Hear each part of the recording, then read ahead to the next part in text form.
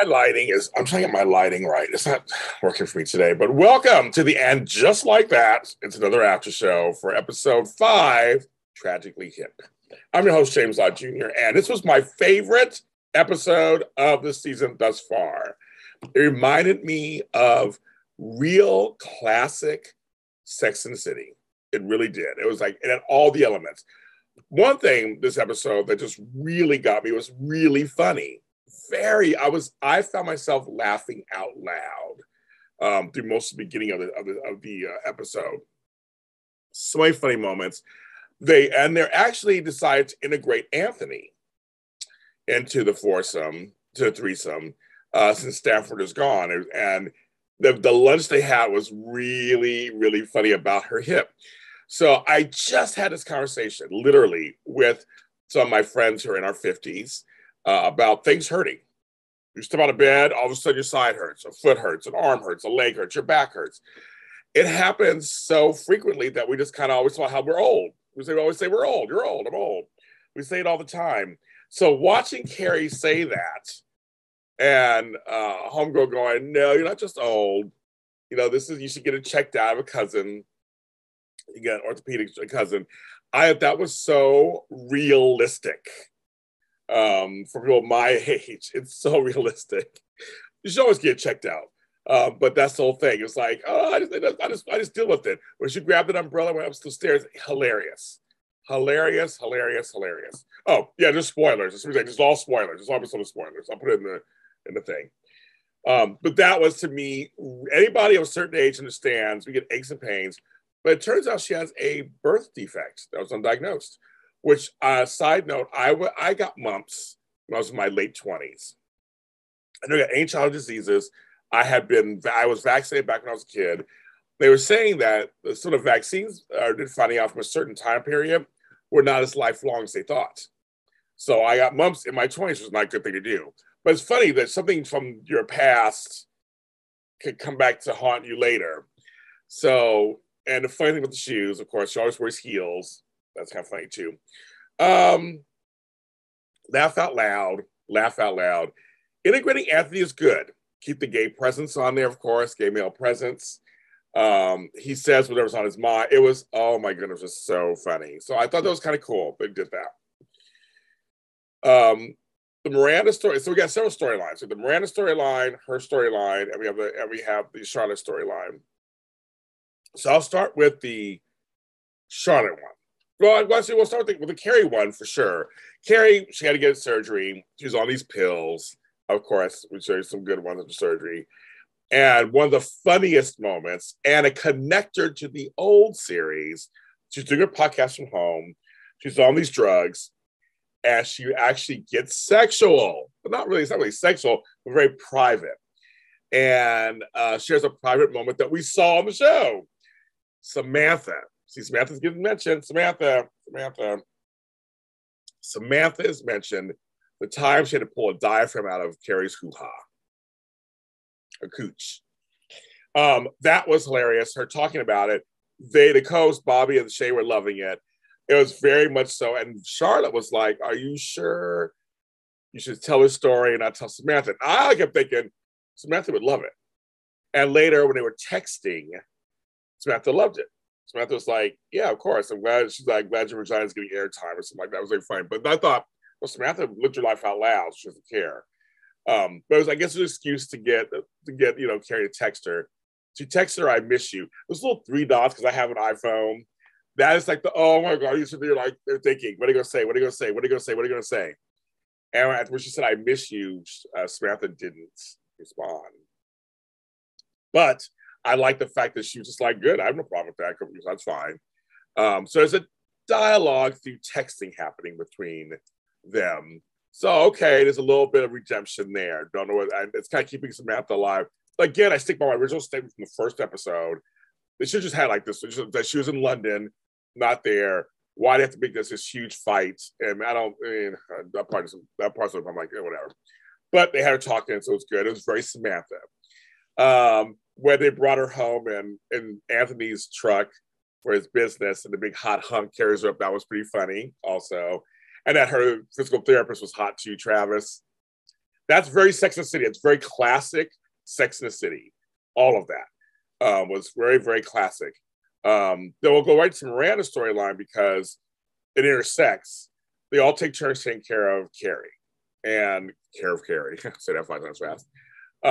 And there's a whole scene. I called this, you guys. If you watch this show, I have called it. Miranda and Shay have, we'll say, finger sex. I'm trying to keep this PG, at least 13. Drinking tequila at the house, was just watching Carrie in the old apartments. I mean, that's just kind of funny. It was laughing. They were laughing at a good time. Shotguns her again, which means blows weed into her mouth. And so he puts her hand down her pants. So Shay puts her hand down Miranda's pants. They have a sexual experience. Meanwhile, juxtaposed to Carrie, having to pee, and I'm going to make it to the bathroom. So both back and forth, they both released, we'll say, one in a fun way, hers all over herself, her bed, this peach Snapple cup she was trying to use. But Miranda says, and Carrie sees it in a mirror. That made me laugh. That was kind of funny. And again, this is all so classic Sex and the City. That whole sequence was classic Sex and the City. And Miranda says, I never felt this way before in my entire life. And they kiss. And I just knew it. And it was hot. It was hot. I think Sarah Ramirez did such a great job. I'm such a fan of theirs on this series. I'm such a fan. They bring so much to the series. I mean, in so many different ways. Even earlier, Miranda was talking to them, having the dinner because Carrie had to pee and Charlotte was helping her. And she made her go downstairs. Made Miranda like stave off the visit. And they're talking, and it's a funny talk about this diverticulitis, which is a condition in your stomach, and that's for the diet. All that was hilarious. And I see the chemistry. I see it. Now, how do I feel about it? Somebody asked me how I feel about it. Well, that Cynthia Nixon is in a same-sex relationship. And so I kind of said earlier in an earlier show, okay, I'll make her gay too, so to speak, like in real life. And I was kind of a little bothered by that, but I guess there's nothing wrong with that, I guess. I don't know. That's if they're doing. I'm gonna go for the ride. If that's what they're doing. I don't know if they're doing that for sure. It could be as a phase she's going through, and it reawakens her, goes back to Steve. I have no idea. I don't know what the show's going to do, or returns her completely into something that she wasn't before. Because that scene, classic Sex and the City, when Carrie kind of goes off on Miranda, sitting in pee in her bed, and Miranda's kind of like she couldn't. Cynthia Nixon's such a great actress. Couldn't stop laughing and smiling. She had this really amazing moment, and her friends bringing her down to earth and saying, "Why are you drinking tequila in my room, in my house, in my apartment? Why are you smoking?" It was like all they're like, "What are you doing?" And because in the sex part, she goes, "And what are you doing?" It was so good between the two of them. Sarah Jessica Parker and Cynthia Nixon just brought it. I was in tears, actually. It caught me off guard. I was like, I didn't expect this serious. The whole episode was so funny. This was a serious moment. Again, classic Sex and the City. They go back and forth, and Miranda admits she's not happy. I'm sure many women out there, and many gay men, or many of them can all relate to that. She's like, I'm not happy. I've been happy for a long time. We said forever. Seems like forever. Not happy. Not happy with herself as who she is. Totally relatable. Totally relatable. In my 40s, I changed my whole life. I wasn't happy. I wasn't happy at my job, relationship, anything. I quit everything and changed my life. I'm much happier now. But that was the whole thing. It's like that's something, you think of this picture perfect world, and people in my age group, it kind of hits around then. It's their 40s, 50s, it's in 60s. We're just kind of like, I don't want to live this way anymore. Like, it's just not making me happy. I'm not happy. And I thought her really sensitivity of, yeah, we all started drinking during the pandemic. Maybe I just carried on too far. I would stop if I had a problem. I just know myself. And the thing earlier, when she's opening packages and I won't say daughter-in-law, but the son's girlfriend and her talking, And she opens this one, it's called a book called Quit Like a Woman. It's a drinking thing. And she swears to Charlotte. So there's a one scene when Carrie was recovering and Charlotte and Rensters were just talking normal. Like, I was surprised that Miranda didn't confront Charlotte. I don't know if you guys were. She was like, they went to another scene and they're sitting in the same room talking about Carrie, but they're not going to mention that the book. They had no conversation about the book. And I was like, that's a little weird. But then later we see, because she talks to Carrie about it, but later we see she drunk ordered it. She's making a drink, listening to Shay's hilarious podcast, which was funny, and realizes she has a problem. And don't pour out the booze. No, pours out the booze. But she drunk bought itself. Because they're going to tell, when you buy something to ask you what's your purchase, you want to rate it, it asks you that stuff. So I'm like, ooh, how clever. So we can see what Brandon goes from here, but she's great acting, great scenes. And then we got Charlotte.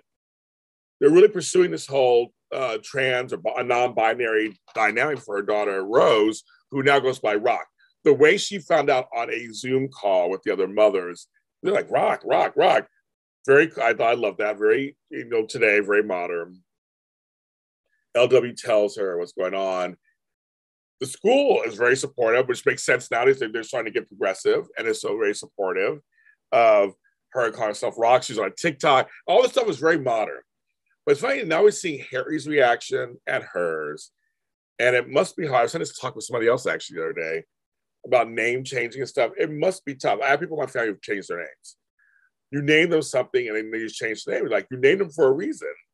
That's very interesting. They take charge and they go, well, that's not the name I want. That must be interesting. I've not gone through that yet, so I don't know. But it must be very interesting and must hurt your psyche a little bit. Like, well, no, I named them for this reason. No, I thought it was funny. It's Lily and Rose. And so now she's Lily and Rock.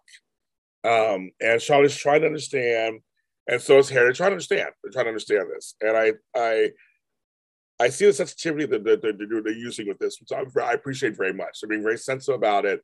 They're going through, because at first I thought it was a little jokey when she was with Anthony, but now they're like really taking it seriously. And this could be a great thing for non-binary and trans kids and teenagers. She's 12. So there's also that natural concern, like, well, is she sure? I think kids know. I think we don't give kids enough credit. I do things at certain ages that my parents might thought, oh, he's too young. Yeah, there's some things we are too young, and we don't know. But there's some things we do know. And I love this as a modern take. I would have never expected this storyline happening on the show, but they're really going to town. So I'm for it. I'm here for it. And of course, eventually Carrie gets back into heels. That was her big thing. But this episode was such old school Sex and the City, laughter, tears, seriousness, funny, absurd, sex, and the city. It really was. I loved it. It's my favorite episode so far this season. And just like that on HBO Max, check it out. I'm here every Thursday. I'll be here every Thursday. No, every Thursday. Happy New Year, everyone. Happy New Year. Here's to a better 2022. I'll be back on another episode next year. And just like that here on JLJ Media. Subscribe while you're here on YouTube. See you next time.